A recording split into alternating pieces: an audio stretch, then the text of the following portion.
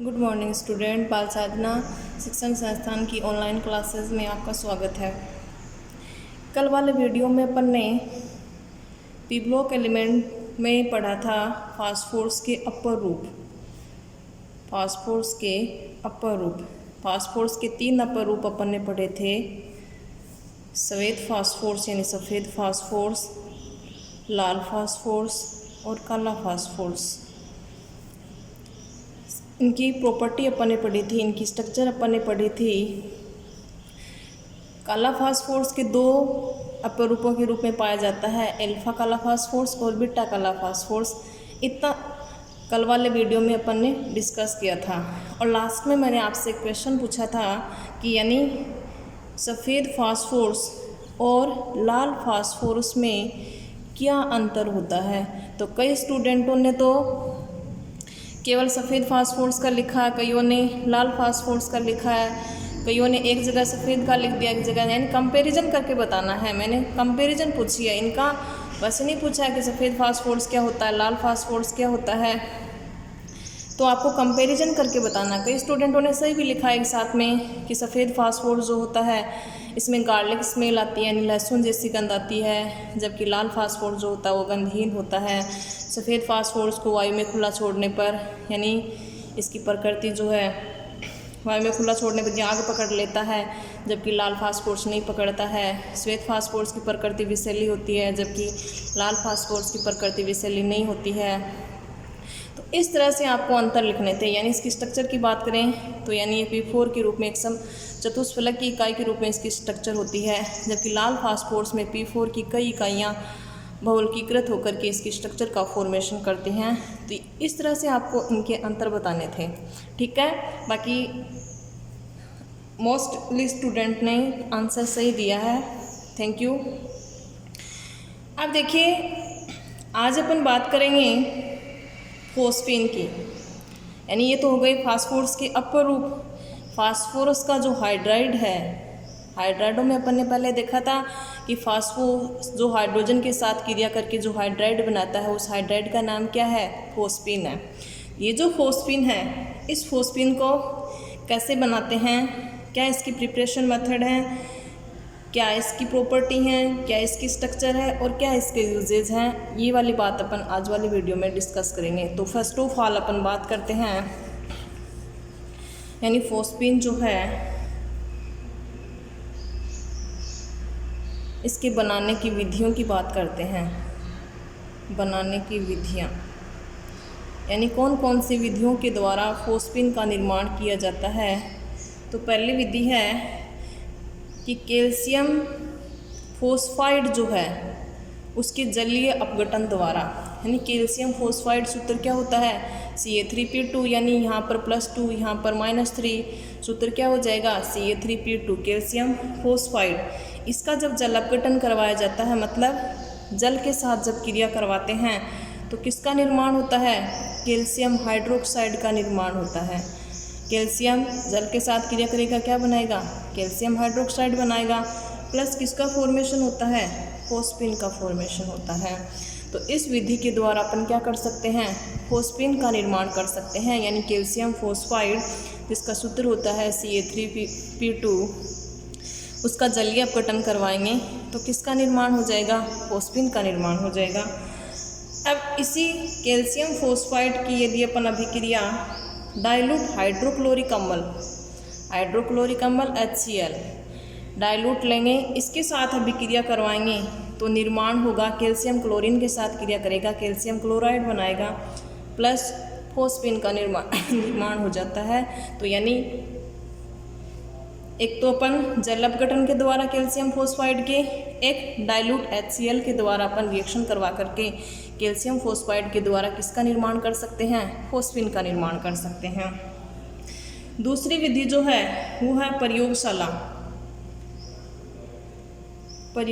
विधि, यानी प्रयोगशाला में फोस्फीन का निर्माण कैसे किया जाता है। तो प्रयोगशाला में फोस्फीन का निर्माण करने के लिए सफ़ेद फास्फोरस लेंगे या लाल फास्फोरस लेंगे। तो यानी ज़्यादा मोस्टली जो यूज में लिया जाता है वो सफ़ेद फास्फोरस लिया जाता है। तो सफ़ेद फास्फोरस को अक्रिय वातावरण में, अक्रिय वातावरण किसका होता है, कार्बन डाइऑक्साइड या कोल गैस। जब सफ़ेद फास्फोरस को अकरीय वातावरण कार्बन डाइऑक्साइड या कोल गैस के अकरीय वातावरण में कास्टिक सोडा सूत्र क्या होता है, सोडियम हाइड्रोक्साइड NaOH के साथ जल अपघटित करवाते हैं तो उस दौरान किसका फॉर्मेशन होता है, फोस्फिन का फॉर्मेशन होता है प्लस NaH2PO2। इसको कहा जाता है सोडियम हाइपोफॉस्फाइट।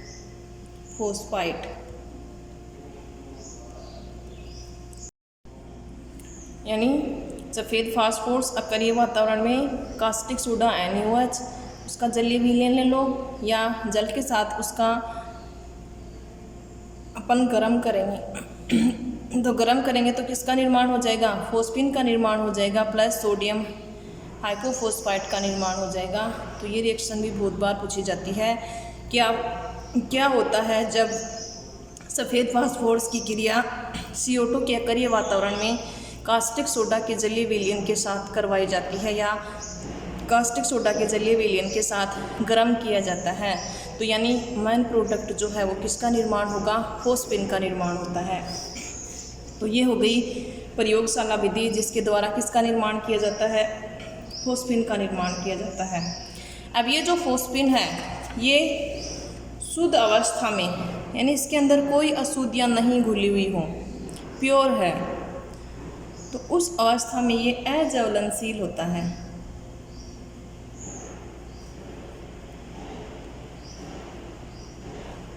परंतु जब इसको वायु में, यानी यदि ये अशुद्ध होगा, इम्प्योर होगा, तो इसको यदि वायु में रखेंगे, खुला छोड़ देंगे तो ये क्या कर लेता है, आग पकड़ लेता है।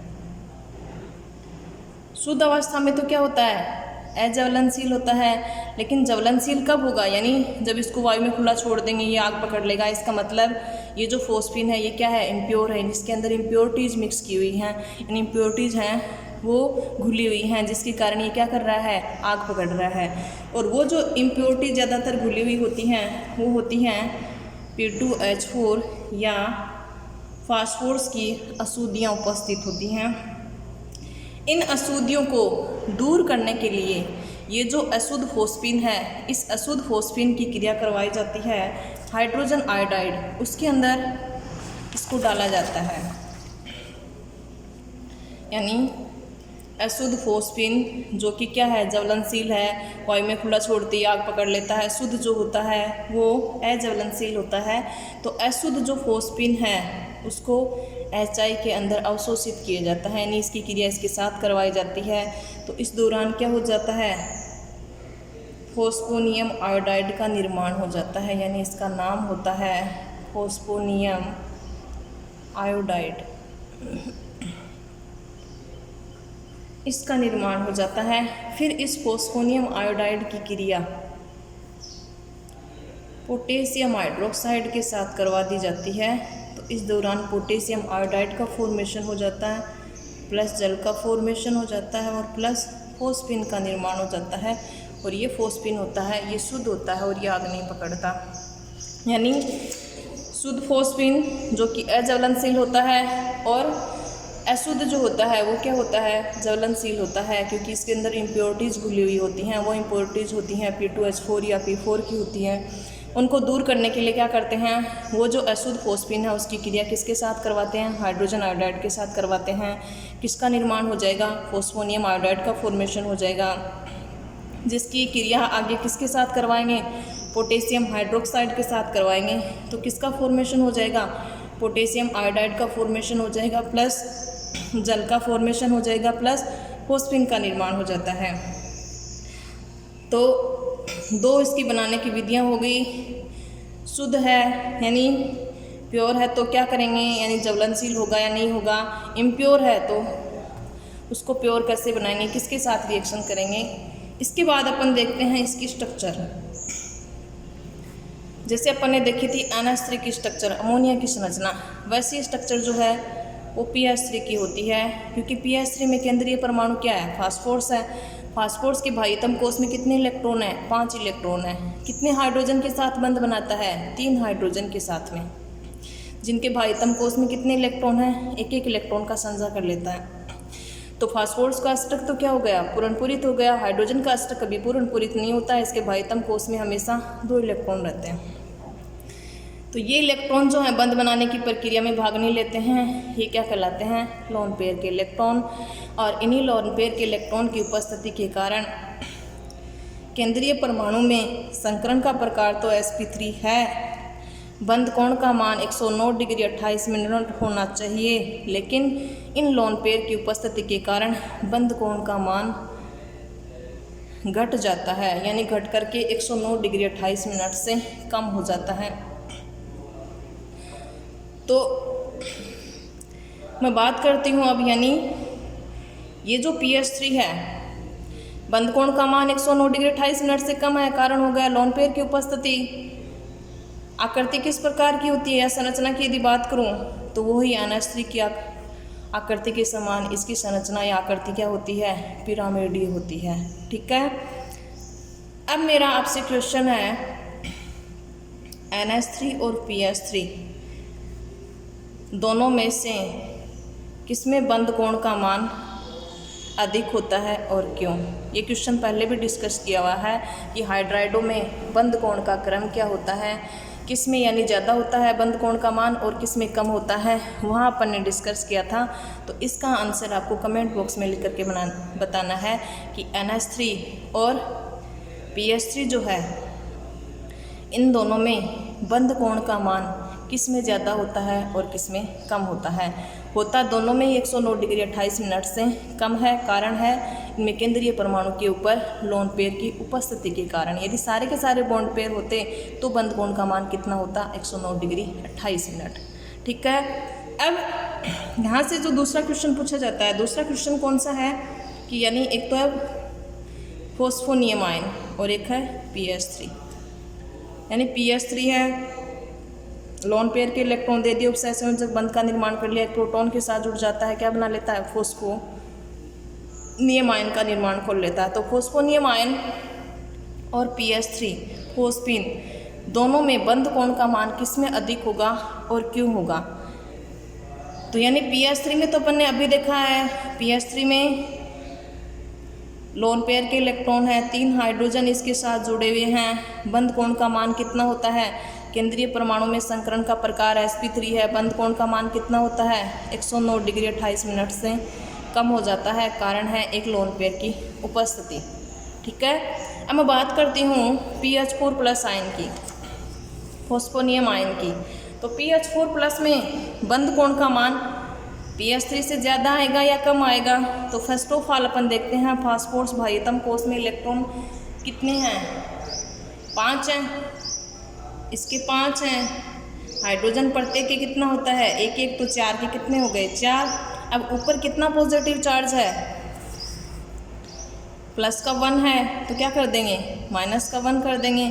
टोटल इलेक्ट्रॉन कितने हो गए इनके संयोजी कोष में, 5 और 4 9, इसमें से कितने बच गए, 8 बच गए। यानी केंद्रीय परमाणु में संकरण निकालेंगे तो संकरण का प्रकार तो कौन सा आ जाएगा, वही sp3 आएगा। 4 हाइड्रोजन जुड़े हुए हैं, 8 इलेक्ट्रॉन है, मतलब 8 इलेक्ट्रॉन कैसे कि एक हाइड्रोजन, 3 हाइड्रोजन ये जुड़े हुए हैं, 2 थे लोन पेयर के इलेक्ट्रॉन, H+ के पास कोई इलेक्ट्रॉन नहीं है, इसके साथ बंध बनाएगा। तो दोनों जो इलेक्ट्रॉन है वो किसके हैं, फास्फोरस के हैं, और ये है आयन के रूप में, यानी प्लस चार्ज है इसके ऊपर। केंद्रीय परमाणु कौन सी संकरित अवस्था में है, sp3 संकरित अवस्था में है। वही संकरण संकरित कक्षकों की संख्या निकाल लेंगे, फिर संभावित संकरण का प्रकार निकाल लेंगे। अब इसमें बॉन्ड एंगल का मान जो है वो कितना आएगा, यानी केंद्रीय परमाणु फास्फोरस पर कोई भी लोन पेयर के इलेक्ट्रॉन नहीं है, सारे के सारे क्या हैं, ये भी बॉन्ड पेयर यानी बंधित इलेक्ट्रॉन है, ये भी बंधित हैं, ये भी बंधित हैं, ये भी बंधित हैं। तो ऑल इलेक्ट्रॉन क्या हैं, बॉन्ड पेयर के इलेक्ट्रॉन हैं, और सारे के सारे यदि बॉन्ड पेयर के इलेक्ट्रॉन हैं और केंद्रीय परमाणु में यदि संकरण का प्रकार sp3 है तो उस अणु या आयन की आकृति किस प्रकार की होती है, टेट्राहाइड्रल होती है। और बंध कोण का मान कितना होता है, 109 डिग्री 28 मिनट होता है। तो यानी बात करूं दोनों में PH4+ और PH3, बंद कोण का मान किस में अधिक होता है? PH4+ में बंद कोण का मान अधिक होता है। किसकी तुलना में? PH3 की अपेक्षा। ऐसा क्यों होता है? क्योंकि यानी PH3 में तो क्या उपस्थित है? लोन पेयर उपस्थित है, जबकि यहाँ पर केंद्रीय परमाणु पर लोन पेयर के इलेक्ट्रॉन उपस्थित नहीं है, जबकि दोनों के केंद्रीय परमाणु में संकरण का प्रकार sp3 है। यहाँ सारे के सारे क्या हैं? बॉन्ड पेयर हैं, यहाँ लोन पेयर नहीं है। तो सारे के सारे बॉन्ड पेयर प्रेजेंट होने के कारण इसमें बंद कोण का मान ज़्यादा आएगा और इसमें बंद कोण का मान कम आता है। ठीक है, अब देखिए ये तो हो गया PH3 और PH4+ में बंद कोण का मान किस में ज़्यादा और किस में कम।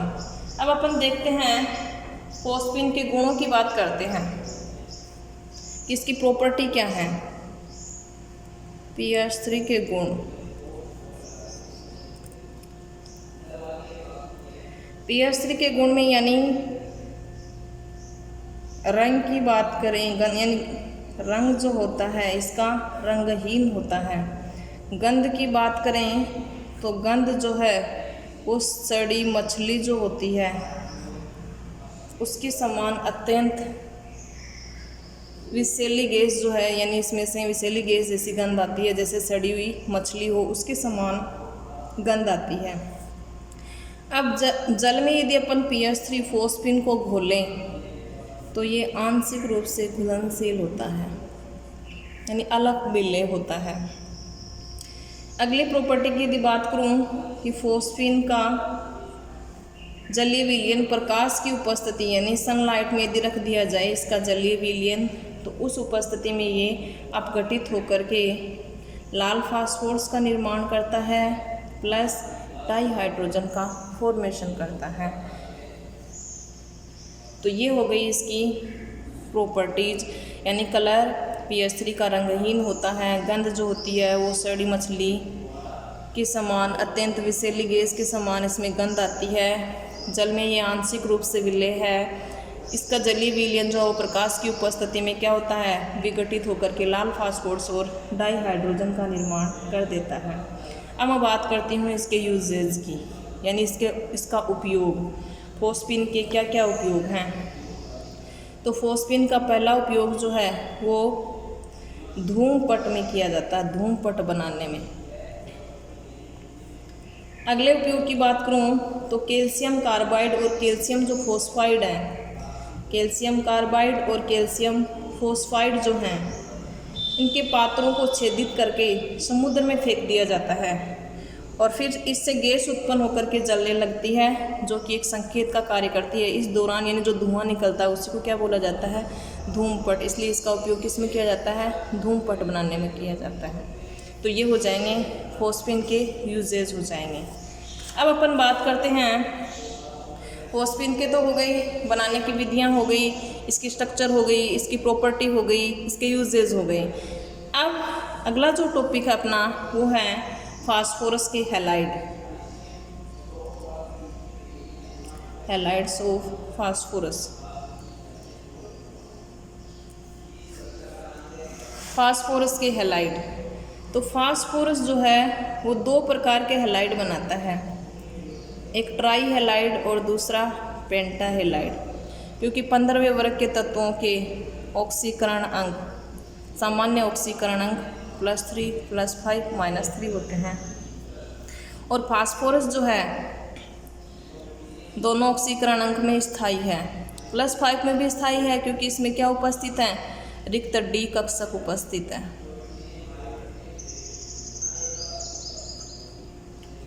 नीचे जाने पर कौन सा ऑक्सीकरण अंक ज़्यादा स्थायी होगा? तो ये सारी बातें अपन ने पहले डिस्कस की थी। तो दो प्रकार के हैलाइड बनाता है, ट्राई हैलाइड और पेंटा हैलाइड। अपने जो सिलेबस में है ट्राई हैलाइड के रूप में है फास्फोरस ट्राइक्लोराइड PCl3 और फास्फोरस का जो पेंटा हैलाइड है वो है PCl5 फास्फोरस पेंटाक्लोराइड। इन दो की अपन स्टडी करेंगे, यानी इनकी बनाने की विधियाँ क्या हैं, इनकी प्रॉपर्टी क्या है, इनकी स्ट्रक्चर क्या है और इनके यूजेस क्या हैं। तो फर्स्ट ऑफ ऑल अपन बात करते हैं PCl3 फास्फोरस ट्राइक्लोराइड। तो फास्फोरस ट्राइक्लोराइड की पहले अपन बात करते हैं बनाने की विधि या बनाने की विधियाँ। पहली विधि है सफ़ेद फास्फोरस या लाल फास्फोरस जो है, जो भी लेंगे अपन सफ़ेद फास्फोरस ले लेते हैं और उसके ऊपर प्रवाहित करते हैं शुष्क क्लोरीन गैस प्रवाहित करते हैं। शुष्क क्लोरीन गैस प्रवाहित करते हैं तो इस दौरान किसका फॉर्मेशन होता है? फास्फोरस ट्राइक्लोराइड का फॉर्मेशन होता है। तो ये हो जाएगी पहली विधि फास्फोरस ट्राइक्लोराइड बनाने की, यानी सफ़ेद या लाल फास्फोरस उसमें शुष्क क्लोरीन गैस प्रवाहित करेंगे तो किसका फॉर्मेशन हो जाएगा? फास्फोरस ट्राइक्लोराइड का फॉर्मेशन हो जाता है। अगली बनाने की विधि की बात करूं,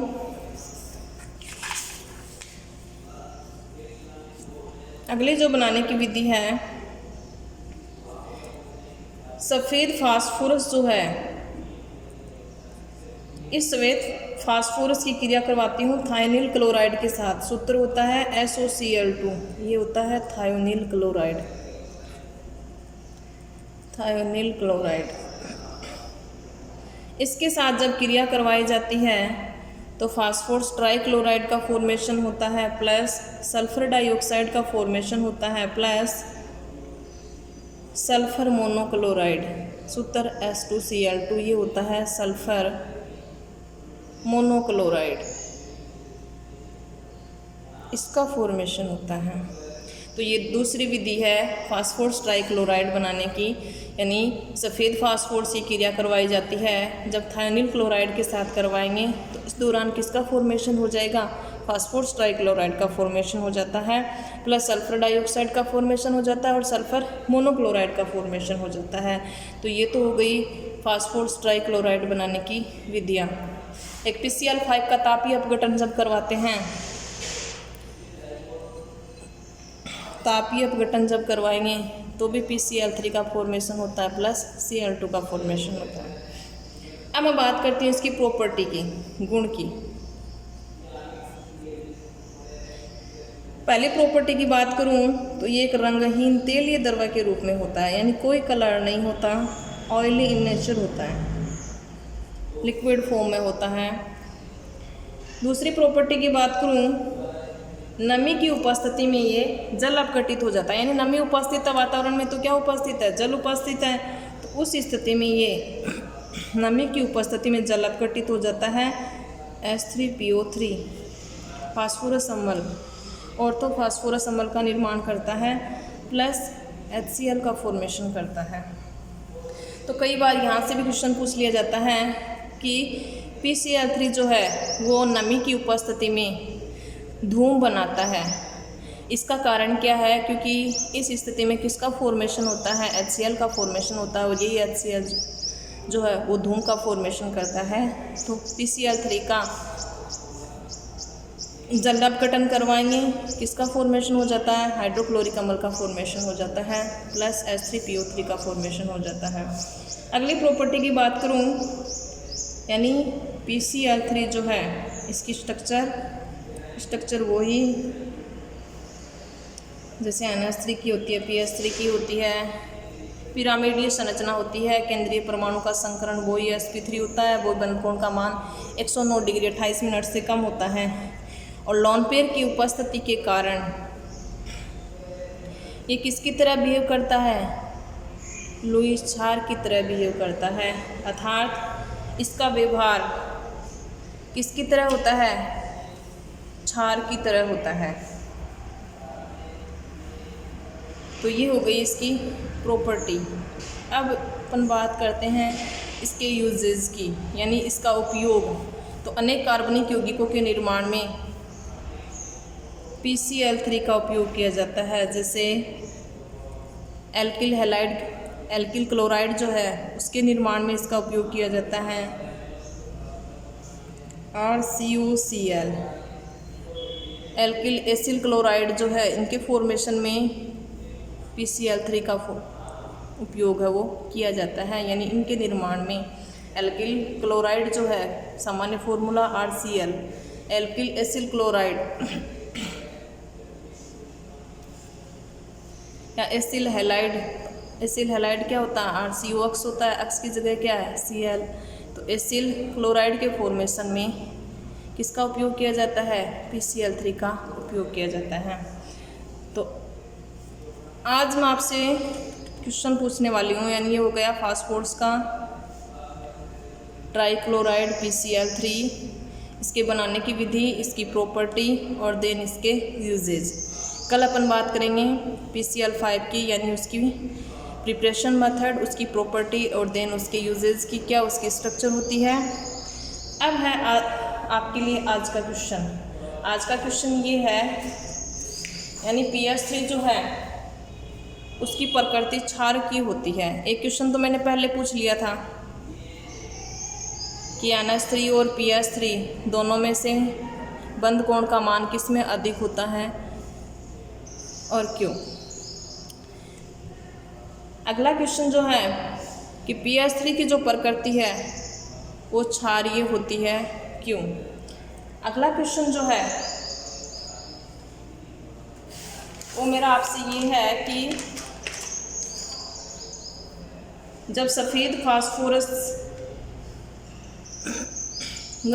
फास्फोरस को CO2 के अकरीय वातावरण में सोडियम हाइड्रोक्साइड के जलीय विलयन के साथ क्रिया करवाते हैं तो क्या होता है, यानी किसका फॉर्मेशन होता है। तो ये 2-3 क्वेश्चन जो हैं, यानी पहला क्वेश्चन ये हो गया, दूसरा इसकी क्षार की प्रकृति और तीसरा क्वेश्चन ये हो गया श्वेत फास्फोरस को क्या होता है जब श्वेत फास्फोरस को CO2 के अकरीय वातावरण में कास्टिक सोडा के जलीय विलयन के साथ गर्म किया जाता है। ठीक है, तो ये 3 जो क्वेश्चन हैं इनके आंसर आपको कमेंट बॉक्स में लिख करके बताने हैं। आज के वीडियो में इतना ही। Thank you.